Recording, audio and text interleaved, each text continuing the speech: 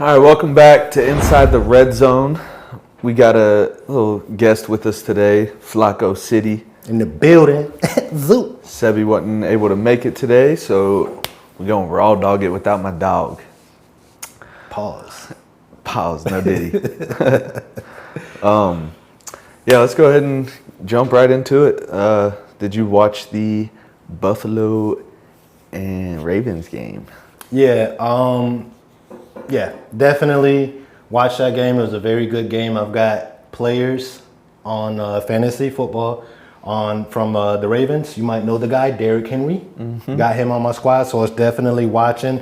And I enjoyed the game. It was a very entertaining game. It definitely had twists and turns that I was not expecting, but that's NFL football. There's going to be times where you think, let me just go grab a beer from the refrigerator. Let me have some wings. Next thing you know, Bills up. The Bills are up, Yeah, I too have Lamar in one league and then Josh Allen in the other league. And I was projected to lose like before that game started.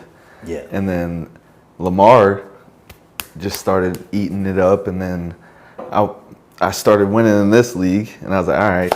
And then the next league, the second half, Josh Allen just started balling. Yeah, I ended up winning that one by like 25 points. Yeah. So it was definitely a good fantasy game to watch. Yeah, and even without fantasy included, like for a neutral, what a great game to watch, I think, as well, because you had top tier quarterback production on both sides of the field. Because I was looking at their stats, and they're both above like 150 no interceptions. Then they go to like above 200 no interceptions. The completion rate was high.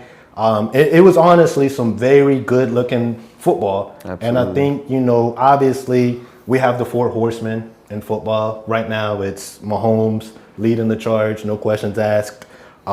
We've got Josh Allen, Lamar Jackson, and Joe Burrow, and they played like it. Josh and Lamar, Absolutely. They played like the top tier quarterbacks, and I think obviously the Ravens took a loss, but I don't think no other NFL team wants to see neither of those two. And everybody was talking about Derrick Henry's performance and all that, and Lamar and Josh Allen, but nobody wanted to talk about my boy James Cook.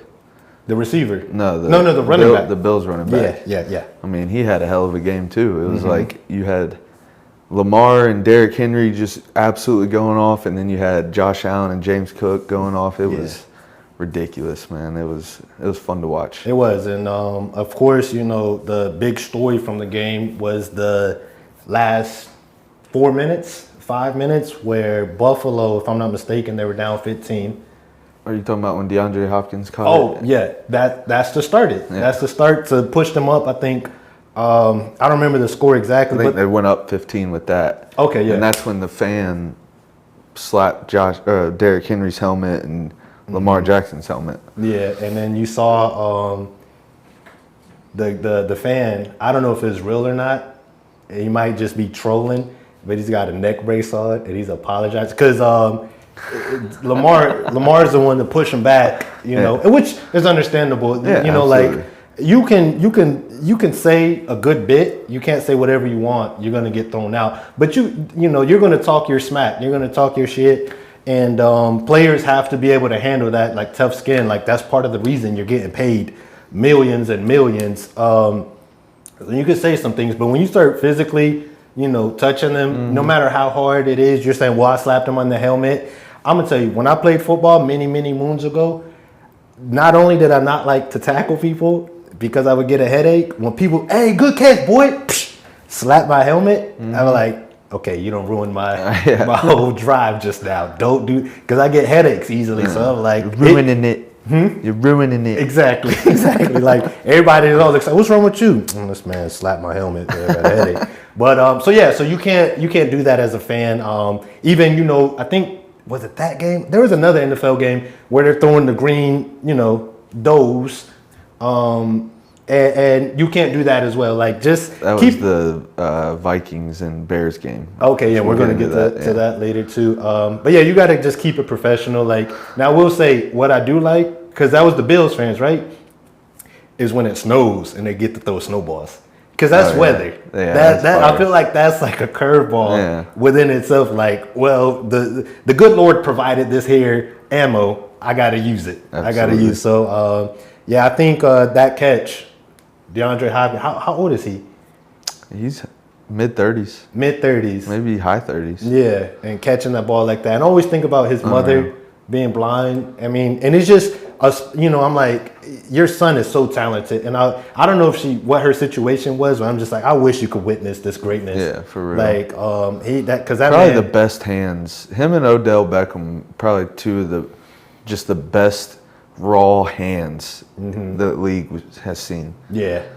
I mean, then you think of like Larry Fitzgerald. Nice hands, Larry. Yeah. That was like something. Yeah, he was Mr. Dependable. When I was in high school, that was always nice hands, Larry. Yeah. That when you catch a nice pass, they was Larry. I mean, but throughout the years, Odell, what's his name, DeAndre, they're crazy, and they don't necessarily catch with their body. They make sure and sometimes you do have to catch with your body. Right. Even Michael Irvin was speaking on that before, but no one's ever been like, look at that body catch. Nah, I ain't gonna lie. Yeah, exactly. My high school coach would get mad if we caught it with our body, or even if you like tipped it and then caught it, catch it the first time. I'm like, man, I caught the ball, but all right. But yeah, I think obviously after that catch by DeAndre, I thought Bills might be due. The Bills might have just got paid, right by the tenant, and it's time to hit the showers. Go watch Sinners with your new wife, Josh. You already have a bad night. Why not watch her and Michael B. Jordan do what they did? You didn't watch the movie, did you?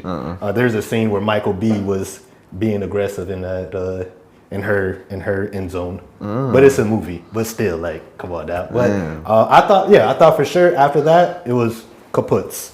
Yeah. Well, unfortunately, Josh Allen had something else to say. Yeah. Let's switch gears to the. Before we switch, I want to ask your opinion on this. Derrick Henry's fumble was like the change in the game. Do you blame Derrick for that? Because obviously he went berserk at the beginning of the game. But this is where I say, so you say you don't blame Derrick? No. I do to an extent. Everyone fumbles. It's not when you fumble, it's not if you fumble, it's when you fumble. It's when you fumble. And it just so happened to be at the worst time possible. At the worst time. You can't do it. Like, I know, and that's what I was thinking about is they wouldn't have been in that position had it not been Derrick Henry. Exactly. And that's so true. Like, you cannot, we've raved about the Ravens. We've raved about how good Derrick Henry's performance was. And this is where, though, I say and I argue that all interceptions, drop passes, fumbles are not created equally. Because had he fumbled early in the game and then ran crazy, and then even if they still lose, it's a different story. It's a different dynamic. Right. But when you're 3 minutes, left, and it wasn't even like the dude hit a great tackle. It was a good punch. Like Floyd Mayweather versus Mike Tyson coming up soon. I know Floyd's gonna land one of those just punches right in his, in his tit. Mike Tyson's got tits now, so he's gonna hit a tit. Breast milk's gonna go flying. Mouth guards are gonna pop out. But in this situation, the football popped right out. And granted, it was a good punch. You cannot. And of course, the defense had a chance to try it, but I just feel like that was such a pivotal fumble that you have to, talk to Derrick. I mean, of course, he did a great game, whatever, but you can't fumble in that situation, I don't think. Because had that been the Super Bowl, it'd have been it'd have been the fumble. That'd have been the fumble Super Bowl. So I think, though, they're going to be okay, though. Yeah. They're going to definitely be okay. God bless the defenders that have to do some fumble drills with Derrick Henry this week. They used to call them rabbits in high school. Because when I was a smaller, like a sophomore, you're a rabbit, but for the D linemen. They're like, you're going to pick this ball up and try to run past them. It was like, that man's like 300 pounds, coach. Yeah. I'm like $140. That's why you're a rabbit. We're willing to risk you. Sorry about it, rabbits. Exactly. Silly rabbit. Well, let's go to that the Minnesota and Chicago game. Yes. I saw, speaking of the foreign object thrown onto the field, somebody said, Caleb Williams dropped his mouthpiece. Oh boy. I was like, damn. Dang, that is funny. That shit is Especially with funny. the painted nail effect. Like, bro, that's a good one. If y'all don't know what we're talking about the UFO, unidentified freaky object. Yeah. One of those were thrown. They used to be thrown at the WNBA It's games. almost shaped like this. Yeah, y'all know what the deal is. Bright green. Yeah, exactly. They were at the WNBA games. Now they made it to NFL. And I'm here for it, dude. That shit's funny. See, I was like, at the WNBA game, hilarious. At the NFL, don't do it. Nah, it's still Don't mess funny. with me. Don't mess with me. But yeah, what a good game that was as well. Absolutely. It was started out Monday Night Football real well. Mm-hmm. It was, JJ McCarthy was I'm still not very sold on him, but my brother has always been talking him up. He never really impressed me in Michigan. I think he was surrounded by a good defense. And I don't understand. what was that? Siri. But Siri wasn't understanding your point. I was just kidding. so I texted my brother after that pick six and was like, yeah, JJ's trash, bro. Mm-hmm. As soon as that pick six, it was like a fire lit on it. I think he had 3 total touchdowns in the fourth quarter. Yeah. And I texted my brother. I think he was sleeping. I texted him after that and was like, of course, right after I text you that, he starts going the fuck off. Yeah, naturally. It was fun to watch. He had a fire under his ass that it was okay, JJ. Do you think there's pressure on him given the performance that he just went to the Seahawks, the quarterback that was there for Gino? No. Gino just went to the Raiders. From the last year quarterback for Minnesota. Oh, I want to say Darnold. Sam Darnold. He did amazing. No one expected that. Like when you get a good Christmas gift and we're broke. Like, wait a minute. Can we afford this? Like even as a kid, I'm asking if we can afford. That's how broke we were. But either way, had no idea that Sam Darnold, because he'd been boo-boo with the Panthers, right? And he kind of bounced around a little bit, I feel. And he then I feel like he had a decent, at least couple games with Minnesota. Oh, no, that's what I'm saying. Yeah. He had them looking amazing Yeah. to the point where they were like, should we have drafted JJ? Because JJ should have started last year, but he got the ACL or he got hurt early on. I think before he even got to play a game. I think he sprained his meniscus. Something bad, and he missed the rest of the season. And, Sam Darnold, not to the Tom Brady level, but he had that effect where, we're looking good. And I think towards the end, maybe they started to fall off a little bit, get rocky. But, that's how Sam Darnold became the starting quarterback now for the Seahawks, if he's the starter. I'm pretty sure he is. But exactly. So he earned a job out of that. So given that performance that he did, had them looking good to the point where they're like, we might need to keep you another year. You're connecting with Justin. We're looking amazing. So do you think that adds pressure to JJ?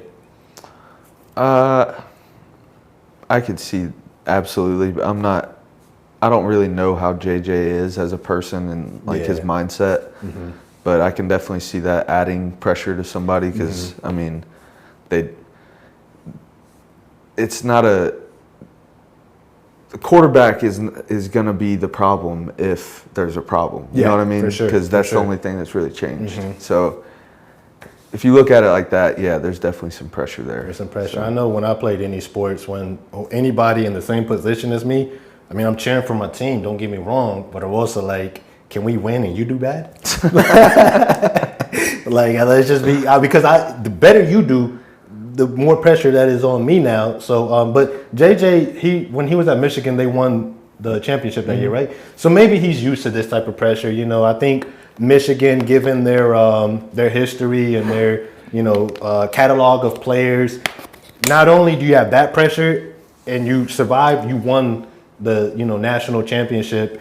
So I feel like if you can handle, it's just like when people say if you play in New York, you got to be able to handle the media. If you're playing at one of these big colleges, you got to be able to handle the expectations. The SEC crowds. Exactly. Bigger than some NFL stadiums, right? Bigger than most NFL stadiums. Exactly. So if you can handle that and you win, I feel like maybe then the Vikings should be. And like you said, he threw a pick, and some people hang their head, and it's over for me. That man picked his draws up and said, "All right, let's go. Say less. Lock in. Say less." Yeah, that I have. Is it Aaron Jones, the running back? Aaron Jones and the defense and the tight end. Tight end did okay. But Hawkinson. Yeah, Hawkinson. Nice. That sounds like a tight end. It does. Hawkinson. For real. Yeah. So I think, Monday night, great Monday night game. I think just the first week of NFL just was so juicy. It was. Like, hold the A1 sauce. This is delicious. Medium rare. Medium rare. Super wow. You ever see that little dude? The dude. All right, that's Area 90. Well, speaking of college football, let's go over, talk some college football. That's my sweet spot. That's your sweet spot. What was the big loss this weekend? I think it was. That's your sweet spot. I think it was. I think they go by the Gators. Oh, okay. The Florida. Yeah, Florida. The Florida Gators. Yeah. It seems like they're not even the second best team in their state. Wow. Ooh. I think it goes Miami, USF, Wow. and then the Gators. USF. Who's that? South Florida, University of Oh, South okay, Florida, yeah. the Bulls. They got the like greenish. Yeah. Wow. I couldn't tell you an NFL player that's come out of there, but they're looking good. Yeah. That quarterback, I watched their game against Boise State, and I think I sent you a TikTok and was like, Heisman candidate, ? Because apparently you don't watch my TikToks. I was about to say on air, on Area 90, off air. I'm going to be honest. I don't watch your TikToks because he sends me the videos I send him, but I digress. I forget. But this cat he proved it again. He didn't have the performance that he had against Boise State, but he played in the swamp and won. Oh, so they beat Florida. At Florida. Oh, wow. Yeah. Wow. That's crazy. You know what? I always. Two top 25 teams they beat. They're 2-0. Who was the first one they beat? Boise State. Oh, okay. Oh, so you're okay. Yeah. Wow. That's a problem then. It is. That's especially like a small five. Like they're not in a big conference. Do you know by any chance if they have any other big games that they can, definitely put the exclamation mark, like, because, it's going to depend on how Florida does, how Boise does the rest of the year. Because if Florida and Boise just stink bomb the rest, maybe that takes away from the credibility of. So they play Miami this weekend. USF? Yeah. Oh, okay. So that's it's like, success. damn. That's 3 tough games. They were supposed to be the easy ones, weren't they, too? Like, they were supposed to be. Yeah, they're supposed to be like the cake schedule. Exactly. Like, Florida paid USF $1 million to come get their ass whooped. Yeah, that's like when you sign up to fight some dude that you thought you were fighting, and then you get there and it's a way bigger guy. It's like, wait a minute, I signed up to fight Gene Smith. Yeah, that's Gene Smith. Then who was that? That's Gene Smoth. I wanted to fight him. You're fighting him. I wanted to play UCF. Exactly. Did the letters, ma'am? Did we get these letters correct? Yeah, that's and that's a great thing about college football. I think more so in college. You have a Cinderella. Exactly. Yeah. Because NFL, anything can happen, but you do kind of have an idea of who should win. And usually the games are a little bit closer too, I think. But college, out of nowhere, you have kind of what we saw with the Ravens and the Bills, where it's just a quick turnaround. Absolutely. But I do, one game that I remember hearing about, and I think you even talked about it a little bit, is the downfall of Clemson. Yeah, that's definitely to be looked at. Yeah. Dabo, he started out after the transfer portal debuted. He started out like, I'm not going in the transfer portal. If you want to play for me, you're gonna come to me out of high school. Blah blah blah. That didn't work for him. He had a couple shitty seasons. Now he started going into the transfer portal, and he's still lost at home against LSU, almost lost at home against Troy, a team that they paid $1 million to come whoop their ass, and they almost lost. They almost got it again. At halftime, I thought Clemson was going to lose. So that definitely is something people need to start looking at, because I know Alabama is talking about losing their coach after losing their first home opener in, I think, 22 years or something. Yeah.